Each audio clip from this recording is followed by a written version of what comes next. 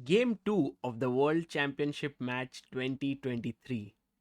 It's Ding Liren who has the white pieces, Nepo has black. The score is at half half, and let's have a look at the game. But before that, a couple of pictures. This is Ding Liren entering. It's captured by Anna Sturman, and he is, I think, greeted by his mother here for the game. Ding goes in, gets off his jacket, puts it on his chair, and then gets into the action mode of thinking. And his opponent, Jan Nepomniachtchi, also thinks a lot. And one of the things that has been mentioned in this entire match until now is that the players are spending very little time on the table. They are constantly going into the restroom which is there, which they have created for the players, the organizers have created, and they go and sit there, and there's a screen and they calculate over there. So I don't know if the trend is going to change in the coming days, but that's how things are. Let's have a look at the game. Ding has the white pieces and opens the game with 1d4. Now, Nepo goes for knight f6, c4, e6, knight f3, d5, and in comes the move h3. Okay, now when this move was played, everyone was surprised. Only 20 games are to be found in the mega database. Very few games, I think only one grandmaster has played it before. The idea of this move actually is very interesting. In fact, if we go deeper, we realize that this is a waiting move come a useful move. And how is it useful? Let's have a look. Now, there are many ways to play here. One idea could be to play bishop b4 check. The other idea could be to play c5. The other one could be to take dc4, which is what Nepo did. He went into the queen's gambit accepted territory. Now, after e3, c5, bishop takes c4, a6, castles, and now came the move knight c6. Now, imagine that knight c6, knight c3, b5, and bishop d3. This is the position that we reached. One of the things that is working really well in white's favor is the knight is already on c6. If instead of this there was a bishop on b7, it could have been better for black, like this position much better than what it is right now. So let me explain this. For example, if you start with d4, d5, c4, dc4, knight f3, knight f6, e3, e6, bishop c4, c5, castles a6, knight c3, b5, bishop d3, bishop b7, we come to a position where black is doing completely great because the bishop is very well placed, and also the fact that after a4 b4 the knight can't go to the e4 square.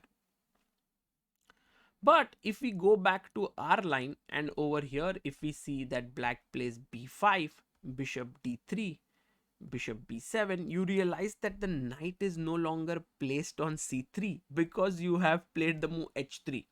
And this proves to be useful because then you go a4, b4, and now put your knight on d2, angling at the c4 square. And it's this little nuances which I believe that Ding had studied deeply, which kind of helped him to get uh, Nepo thinking. He had a huge time lead at the start of this game. Knight c3, b5, bishop d3 here, and in came the important move now, a4. You provoke b4, and now you can sit on e4. Knight e4 is there. Now Nepo here played slightly dubious move, I would say. It's not so easy to figure out what to do in this position. Maybe there is queen d7 that you can play as a move, but he played the move knight a5. And here I was pretty sure that Ding, there's pressure on e4 because this move opens up the bishop and attacks here. I was pretty sure he would take, And after take, I think white has a small edge here. Just pawn up, you are threatening queen c2. There are many things. Like for example, there's a very nice line that if you go rook c8, I play e4. And if you were to take here rook c5, I have bishop e3 with a clear advantage. But if you were to play knight e4, then I go c6. Very important move. If you take with the rook, the knight on e4 is hanging. So you take with the bishop, I take on a6. And white is better.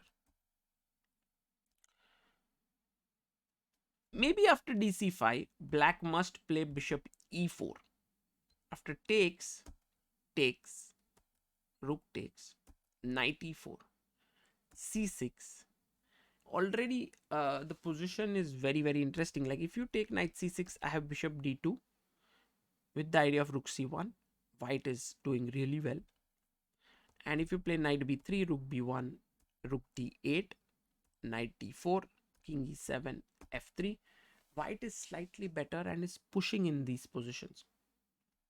So all in all, knight c5 was what Ding should have played. But instead, Ding went and took the knight on f6. And here's your first question.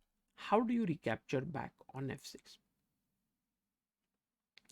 Ding in the press conference said that he was only expecting queen takes f6, which shows that he's not really in great form.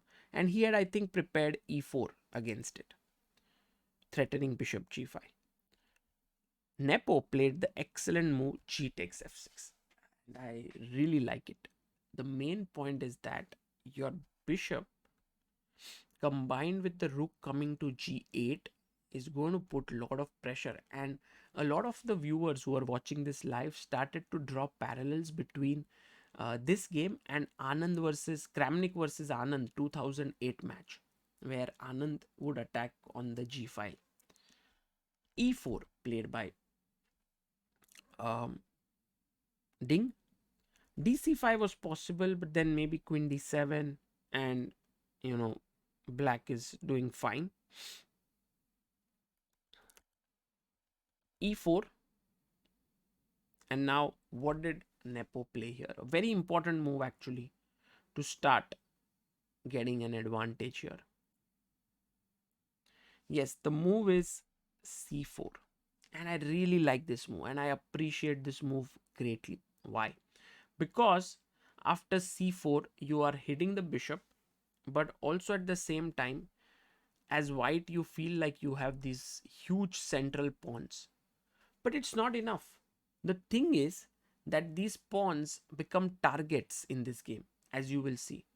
And meanwhile, Nepo starts playing really well. He first goes queen c7, puts his queen on a good square. Bishop d2 was played. Well, the idea of bishop d2 is to put pressure on b4 pawn. But queen e2 was also possible here. Rook g8 and bishop e3. Maybe a better way to play. But he went bishop d2, rook g8, rook c1 was played. And by the way, if queen e1 putting pressure on b4, black has a strong move in the form of f5, opening up the diagonal. d5, long castle. It's a complex position, but I would say black is doing really well. So going back to the game, rook c1, what would you play here as black to play? So first thing that you notice is that you can play f5 here. It is possible, but then he would go queen e2. The better way to continue here, or also by the way, ef5 is possible to f5, is to first prepare it. And the move that was played is long castle. I really loved this move that was played by Nepo. Now what he's doing is he is actually attacking d4 pawn in some lines. Also his king is now safe, and in the game Ding had to play queen e1 when f5 would come in, but he played the move bishop d3. Now queen e1, there was this line where f5, king h1, knight c6, rook g1. White tries to sort of defend everything, takes, rook takes, bishop e3, rook d7, ef5, queen e5, and it feels like white is doing slightly I mean better than in the game, but black is slightly better here. But Ding played the move bishop d3, and this turns out to be a mistake. What do you play here as black? Clearly, the pawn on c4 is pinned, so you can't do much, but the move king b8 is a quiet little move, and I really like it. So if king b8 is not played here, then white is doing really well. Plays bishop e3 and has many different threats. But once king b8 is played, now something like bishop c4 takes, b3 does not work because bishop e4 is strong, but also knight b2 is very good. And if you spend time in playing move like bishop e3, then in this position you have the move f5, and this is turning into a good position for black. And just to draw some parallels here, if instead of this, say bishop d3, you were to play f5 directly here, then there is bishop takes c4, and there's no time because after knight c4 I have queen b3 and c4 is hanging. So having king b8 is greatly useful. King b8, rook e1 was played. And now what did Nepo play here? Another powerful move. You've already seen this concept many times. The move here played was f5. Fantastic move with the rook looking here, the bishop looking here, and black is doing great. Now, one more question here is after ef5, what do you play here as black? Very strong move.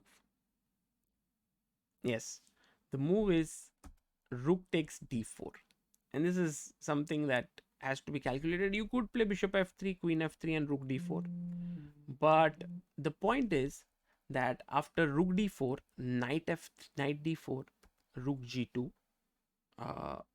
here now it's dangerous because the king, if it goes to h1, it's a mate, and if the king goes to f1, there is rook f2, king f2, queen h2, king e3, and now where's the pretty mate?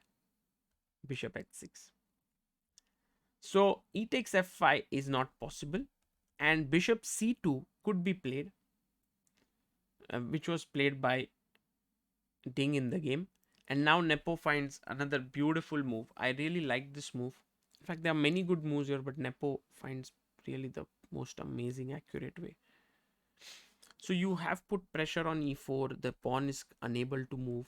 It's time to put pressure on d4, and the move that Nepo played is knight c6. I really liked it. Amazing. d4 is now weak, and by the way, f6 with the idea of e5 is also very good, but knight c6 is just very accurate. Now bishop b1 could be played, but there is bishop b1, there is fe, bishop e4, f5, takes queen c6, bishop f4, king a8, and black is better here. But Ding went bishop g5. He was like, I'm attacking your rook, and if you find time to defend it, then I can at least continue with something like bishop f6, defend my pawn from there. But what did Nepo do here? Black to play. He sacrificed an exchange. He took on g5, knight g5, and now took on d4. Beautiful chess, threatening knight b3 to win back the exchange. So the queen has to move, queen h5. And then in came the move f6. Now if knight f7, there is rook d7. And if you play knight, I think knight h7 was better, but he would have gone bishop c5 with a very strong position because queen is coming in and a lot of attacking chances. But knight f3 was played, and now I think he does it very well. Knight c2, rook c2, bishop e4. And you have two pawns for an exchange, but these pawns are just brilliant. The bishops are very strong. And now the final move that was played by Nepo. What did he do? I like the accuracy of this game. You can exchange the rooks. Many moves win, but bishop d6 is just so very accurate. You basically say my rook is needed because later on there are no checks, and also now I'm ready to simply push the c pawn down the board, and that's what happens. King h1, and yeah, the threat was, by the way, bishop f3 followed by bishop h2 and winning the rook. So that's the reason why. First king h1, c3, take, rook d4, c2, queen h6, and now the final move to finish off the game. Many moves win, but e5 just traps the rook. You can't go here, here, here, here. You can't go to d2 because it queens. And so here, Ding Liren resigned the game, and Nepo scored his first ever win at the World Championship after playing 13 games, because he played 11 against Magnus and 2 here, which is really a great achievement and a sort of a dedication to his fighting spirit. Also, if you look at these pictures from the press conference, you will see that Nepo was extremely happy with this win. Ding was terribly upset. He was not himself. Once again, he was saying some things in the press conference which showed that he's suffering from lack of confidence, low confidence here. And we hope that he manages to make a comeback. That is Nepo, uh, very happy and confident with 1.5 half in 2 games. Tomorrow is a rest day. That's Tuesday is a rest day. We'll be back on Wednesday. For now, this is Sagar Shah signing off. Hope you enjoyed the analysis. Bye bye.